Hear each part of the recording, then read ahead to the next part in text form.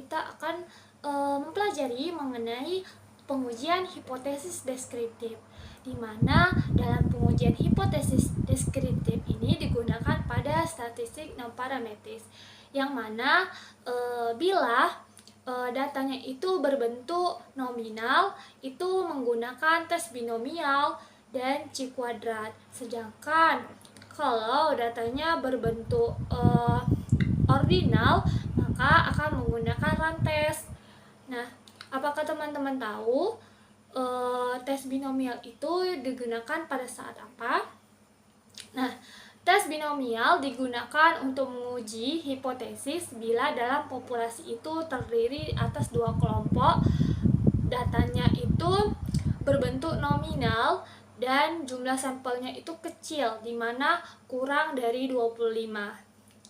Nah, dua kelompok itu misalnya antara pria dan wanita, antara senior dan junior, dan sarjana, bukan sarjana, dan sebagainya. Oke, tes ini dikatakan sebagai tes binomial karena distribusi dalam populasi ini berbentuk binomial. Distribusi binomial ini suatu distribusi yang terdiri dari dua kelas. Jadi bila dalam suatu populasi dengan jumlah n terdapat satu kelas yang berkategori X, maka kategori yang lain adalah NX. Kemudian dalam tes binomial ini dapat dilakukan dengan cara yang lebih sederhana, di mana untuk membuktikan H0-nya itu dilakukan dengan cara membandingkan nilai P dalam tabel. Di sini ada tabel binomial. Nanti kita tunjukkan. Lalu di mana nilai dalam tabelnya itu adalah 0. Kemudian taraf kesalahannya misalnya itu atau angkanya itu 0,01. Nah, maka ketentuan yang digunakan dalam pengujian hipotesis itu apabila nilai P atau harga P itu lebih kecil dari alfa, maka H0-nya ditolak dan H1-nya itu diterima. Nah, bila harga P itu lebih besar dari alfa, maka H0-nya diterima dan H1-nya itu ditolak. Seperti itu. Nah, lanjut ke contoh.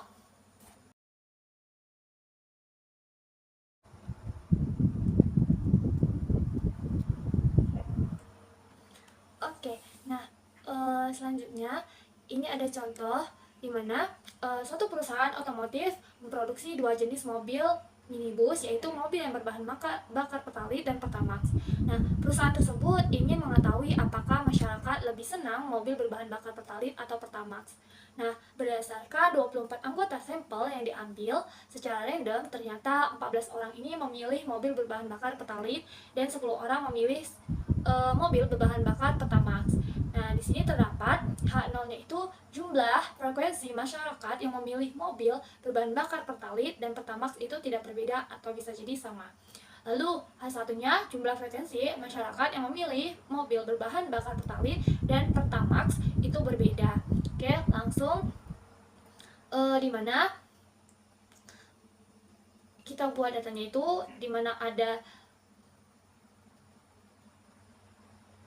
14 yang memilih Pertamax, 14 yang memilih Pertalite dan 10 orang memilih Pertamax. Oke, 10 orang memilih Pertamax tadi. Nah, kita misalkan, oke, dimana kita permisalkan yang 14 tadi itu adalah Pertalite kan. Nah, kita masuk ke SPSS-nya langsung. Nah, di sini kita buka SPSS, lalu variable view. Nah, kemudian kita buat name, kita misalkan dengan X.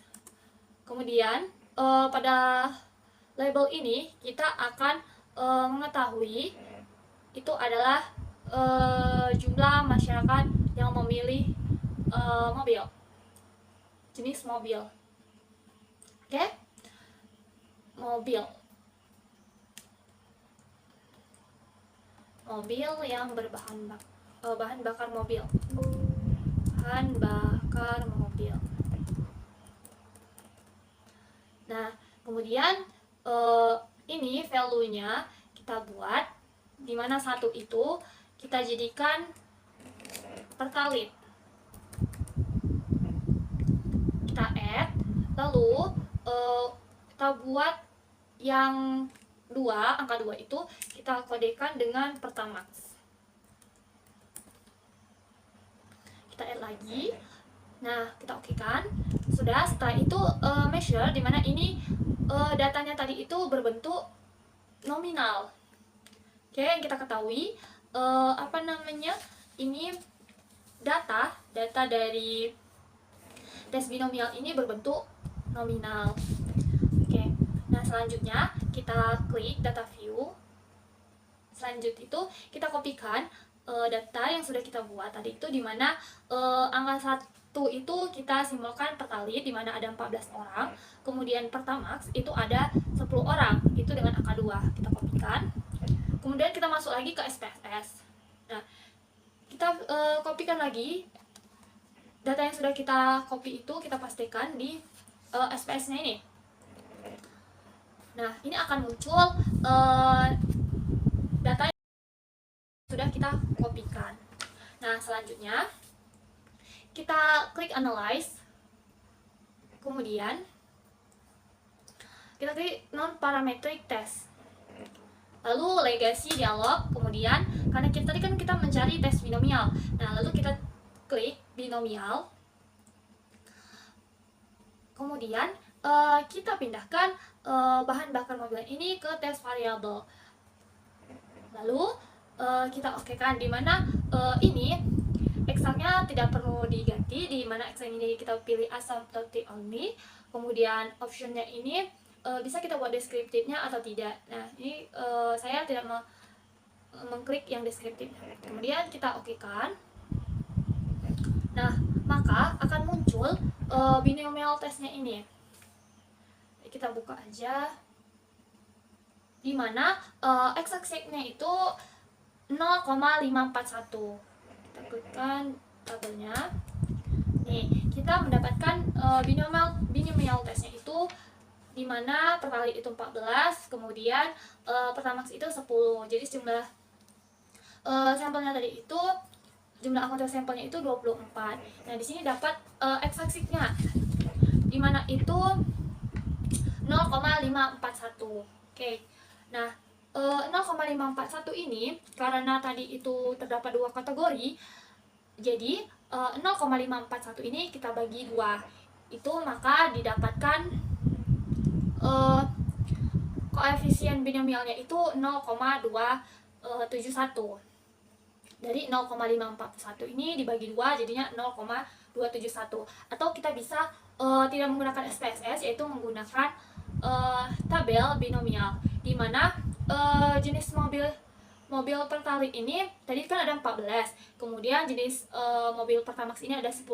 Maka frekuensi terkecilnya itu tadi berapa? Frekuensi terkecilnya itu ada 10. Nah, kita berdasarkan tabel dari tabel binomial ini, dengan kita ambil bila taraf kesalahannya alfanya itu ditetapkan 1%, yang berarti 0,01. Nah, maka harga P yang sebesar tadi 0,271 itu ternyata lebih besar dari 0,01, maka 0,271 itu lebih besar dari 0,01. Nah, jika kurang percaya, kita bisa buka pada tabel dari tes binomial, di mana pada tabel itu juga ditunjukkan nilai harga P-nya itu sebesar 0,271. 0,271, di mana jumlah sampelnya itu tadi tuh, anggota sampelnya itu 24, kemudian yang paling terkecil atau frekuensi terkecilnya itu tadi 10. Maka jadinya yang didapatkan dari tabel itu 0,271, sama seperti yang kita cari dari SPSS ini. Nah, karena harga P-nya itu lebih besar dari harga alfa, maka H0-nya diterima dan HA-nya ditolak. Jadi, kesimpulannya adalah frekuensi masyarakat dalam memilih dua jenis mobil itu sama, yaitu 50% memilih mobil berbahan bakar solar dan 50% memilih mobil berbahan bakar bensin. Nah, tes kedua dalam tes deskriptif itu ada C kuadrat. Dia sama juga satu sampel dalam berbentuk nominal. Nah, teknik yang menguji hipotesis deskriptif bila dalam populasi ini juga terdiri atas 2 atau lebih kelas. Nah, hipotesis ini merupakan dugaan terhadap ada tidaknya perbedaan frekuensi antara kategori 1 dan kategori lain dalam sebuah sampel tentang sesuatu hal. Nah, untuk pengujian hipotesis ini, bila harga C kuadratnya itu kuadrat hitungnya itu lebih kecil dari harga C kuadrat tabel pada taraf kesalahan tertentu, maka H0-nya itu diterima dan H1-nya itu ditolak. Tapi sebaliknya, bila harga C kuadrat dihitung itu lebih besar atau sama dengan tabel, maka H-nya itu diterima. Oke, langsung saja kita ke contoh. Contohnya, salah satu organisasi perempuan ingin mengetahui apakah wanita berpeluang yang sama dengan pria untuk menjadi kepala desa.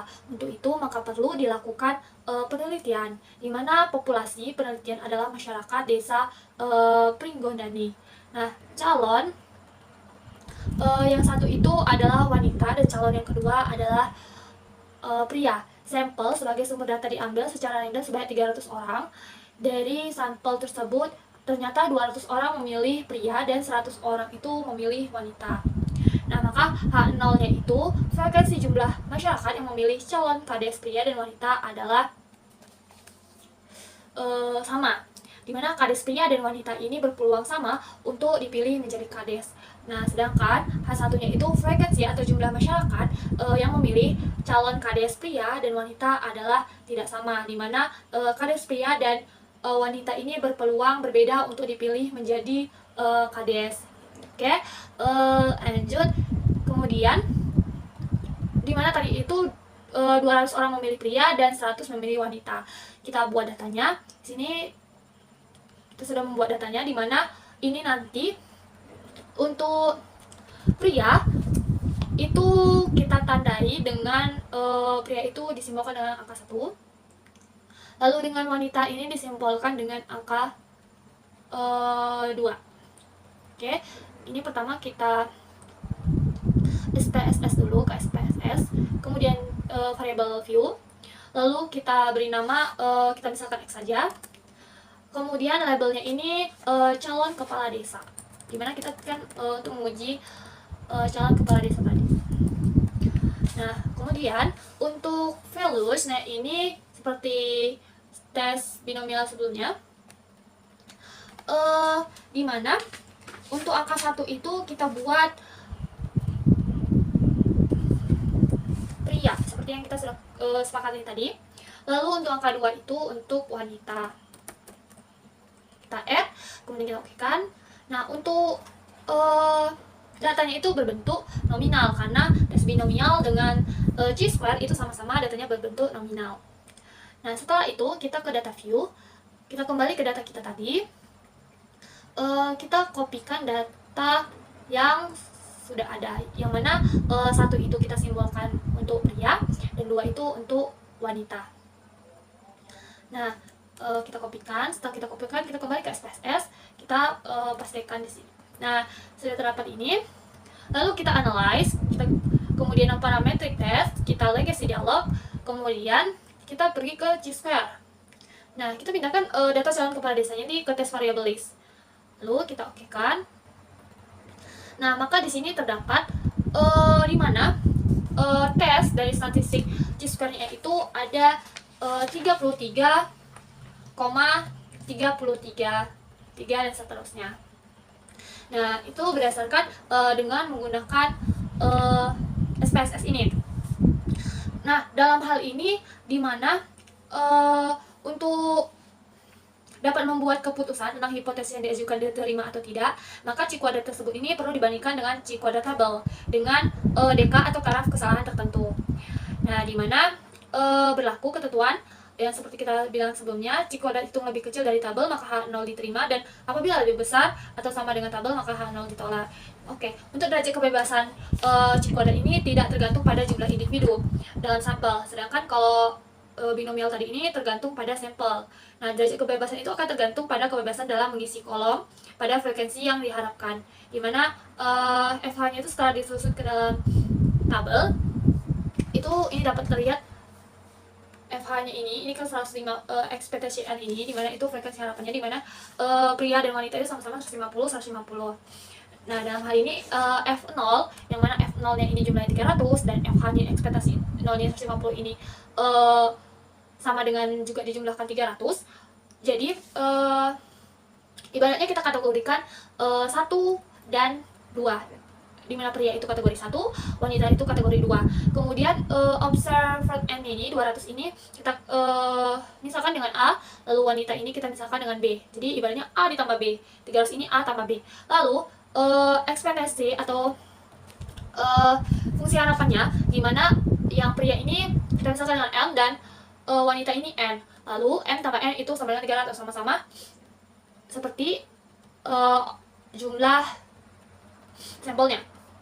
Nah, maka jadi A ditambah B itu sama dengan M tambah N. Dengan demikian kita itu tidak mempunyai kebebasan untuk menerapkan frekuensi harapan. Baik, selanjutnya kita akan membahas mengenai uji hipotesis menggunakan rantes, yang mana rantes ini digunakan untuk uji hipotesis deskriptif dengan bentuk data itu ordinal. Nah, contohnya, seorang guru olahraga telah mewawancarai sebanyak 100 murid yang diambil secara random atau acak untuk menentukan kapan outbound akan dilaksanakan. Nah, murid yang terpilih sebagai sampel itu diminta menjawab sebelum atau sesudah ulangan dilakukan.